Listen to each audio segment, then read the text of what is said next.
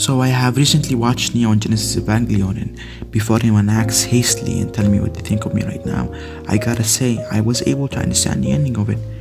Actually, it wasn't as bad as people say it is. It truly explains so much of how the characters in the show not only struggle to survive but also struggle to live. The last two episodes of the show has a completely different format from the rest of the show, and that's what I'm going to tackle in this video.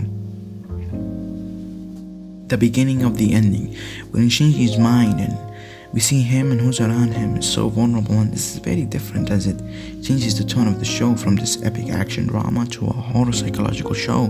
I'm not gonna lie, I did get bored as the whole thing drags on for too long, and so many flashing lights as we see those people break piece by piece and go over how they hate themselves and should not exist. This is very weird, and it breaks the format that was set in the beginning, which was as so an angel attacks, they go to defeat that angel.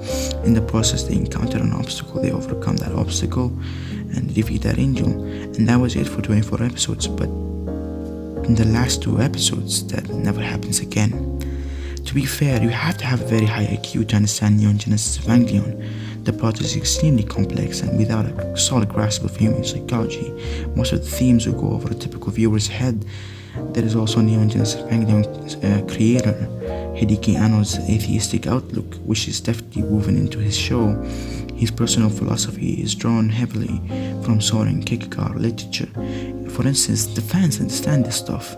They have an intellectual capacity to truly appreciate the depth of these characters, to realize they're not just cartoons that say something deep about life. For instance, the depth in Gendo's famous line, "Getting the robot Shinji," which itself is a cryptic reference to Sigmund Freud's idea of the Oedipus complex and how Shinji is fighting the urge to literally be inside his mother.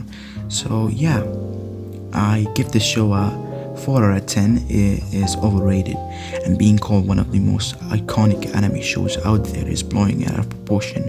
The ending is so unsatisfying and weird, as all the characters praise Shinji for loving himself for once, and that's it. That's the ending of the show. It's not bad, neither is the most iconic anime out there. So yeah, that's all from me, boys and girls. Till next time.